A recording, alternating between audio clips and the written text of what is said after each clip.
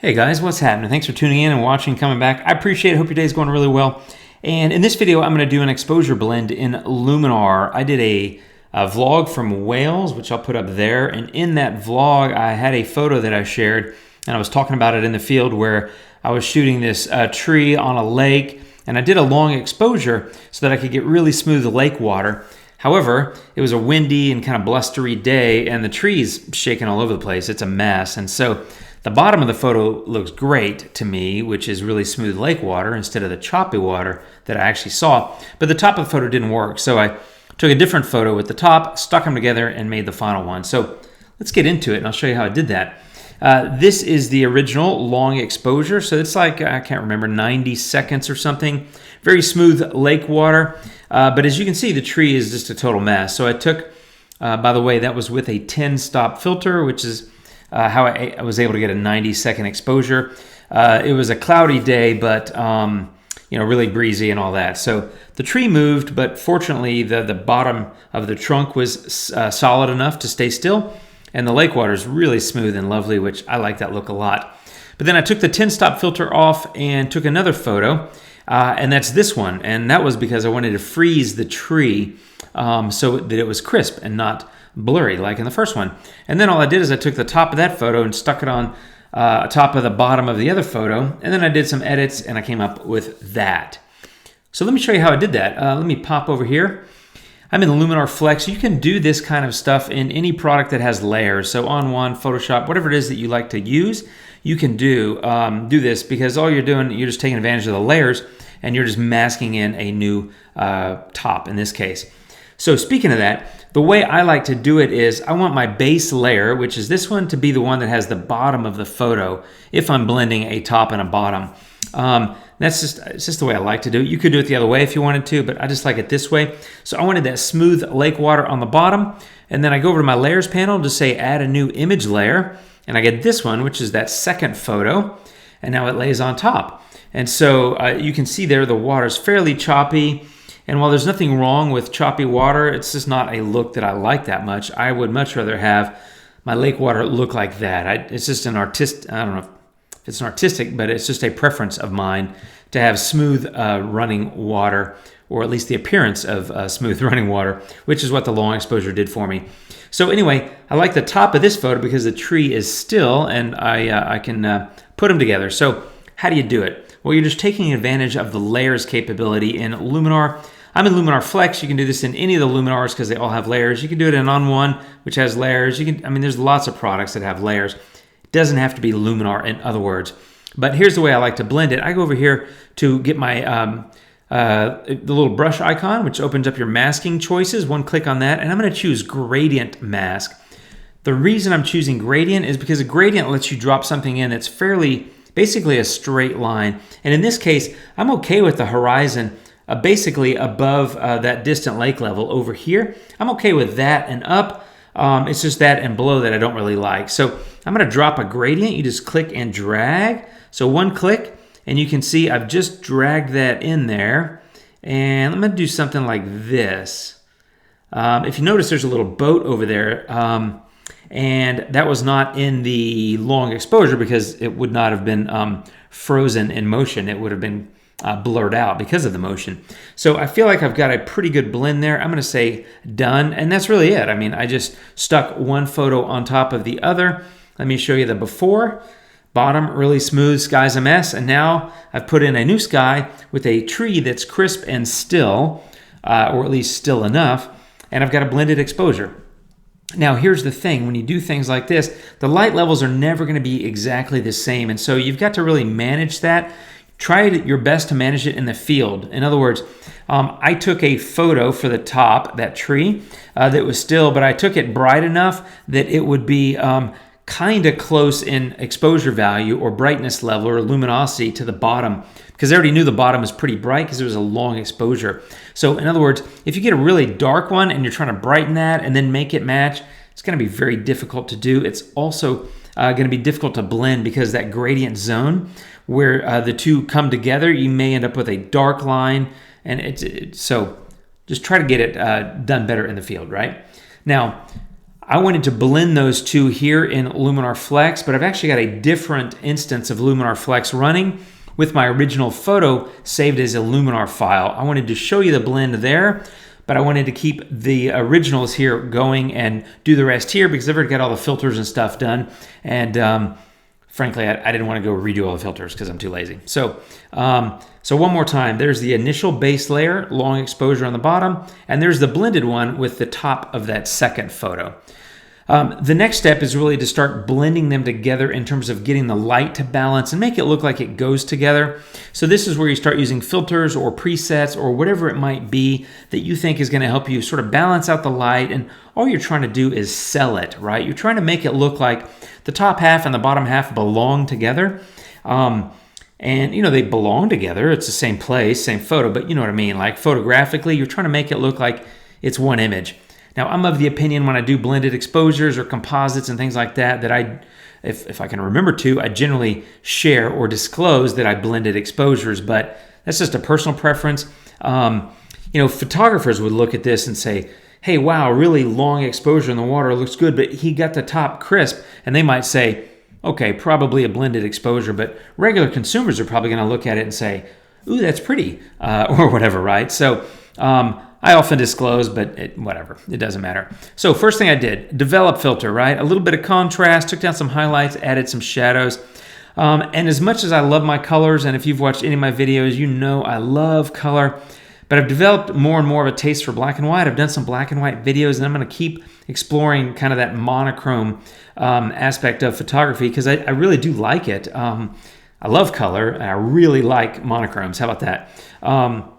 But this one just kind of looks like a monochrome to me. It's flat light. It was a cloudy day. It just kind of screams monochrome. So I did a black and white conversion. I messed with luminance levels of the different color channels here. And then I did a little bit with, let's see, bumping up shadows and clarity. Nothing major, just kind of some simple stuff. I next went to the curves tool. And as I turn that on, you can see it kind of turned silver. And all I did is I didn't do anything on these other curves channels, if you will, but all I did is I went to blue and I lifted it a little bit, kind of in that upper mid-tone, kind of getting into the higher parts of the highlights, and lifted that a little bit. All it does is kind of create a silvery kind of cast, what I like to call kind of a moonlight look. And I only did it because I just happen to like it. Personal preference. It's not something you have to do. And if you like traditional black and white, there's your black and white. I added the curves filter, or the curves tool, simply because I wanted to give it a little bit of that kind of that moonlight look is what I call it. So kind of a silvery gray. Anyway, it's minor. A tiny bump in clarity, and then I got the tone filter. Did a couple things there with contrast, smart tone, and highlights. And at this point, I'm really liking the photo, but there's one thing you may notice about it, and that is the bottom is still a little bit brighter than the top. So this is where I got the adjustable gradient filter, and boom, all I did is I dropped, you can set orientation. You can see what I did there. I set the orientation. In other words, keep in mind, you want to set the orientation basically the same as you did when you dropped in the new top half of the photo, because they're probably going to be different light levels, and you don't want to mess up the light level in one. You want to, again, you're trying to sell it. So I did the best I could to align it, and that's probably pretty darn close to where I was initially. So set orientation, and then all I did is went into bottom and dropped the exposure values. So one more time, before and after. Now I think in terms of the light values and everything else, it actually looks like it goes together. By the way, I'm not sure if you noticed, when I dropped in that top photo, I also picked up that sailboat, which I thought was kind of cool, which I captured in the quick snap with this still tree, which would have blurred out in the long exposure. Next thing was structure. And here I did something I typically do, which is just soften up the water and the sky, something like that. I even went over the tree. I didn't do a massive amount, but the reason I did this is because it is a long exposure, and so a photographer looking at it is going to look at the water and say, okay, long exposure. But if you looked at the clouds beforehand, they have a little bit of definition, not a ton, but a little bit of definition, and they might look like they're not a long exposure. But the water, I think, definitely looks like a long exposure. So I use negative structure to soften it up, to sell it as more of a true long exposure, and hey, the tree happened to be still. So that was purely mostly to soften up the sky, but I also softened up the water while I was at it just because I like it. And that further kind of solidifies the look of the long exposure in my eyes. So again, personal preference, but I thought that was part of sort of convincing the viewer that it's a single photo. A little bit of image radiance and a little bit of Orton, just because they're kind of moody and kind of almost romantic looking in terms of what they do to monochrome photos especially. Well, you know, they work really well on blue hour photos too. I use them a lot with my cityscapes. It's just kind of a little bit of a mood, excuse me. I just think it looks good. So that was that. And really at this point, I'm mostly done with the photo. There's the original long exposure along with the moving tree, and there's the current state. And honestly, I'm really happy with the photo here. There's a couple minor things I wanted to do. I went into Topaz Studio and I used I'm not going to take you over there and show you, but it's this one filter. It's called Precision Contrast. And, you know, just wow, I love it. It's a fabulous filter. So that's what I did. I added you can just go to plugins and just go to Topaz Studio 2. And I've got a video about Studio 2 if you want to check that out. Great product, but Precision Contrast. Look at the before. Give that a second. Oops, let me hit it. There we go. There's before, right? And then there's after. It just gives a little bit more pop, a little bit more oomph, and I really like that.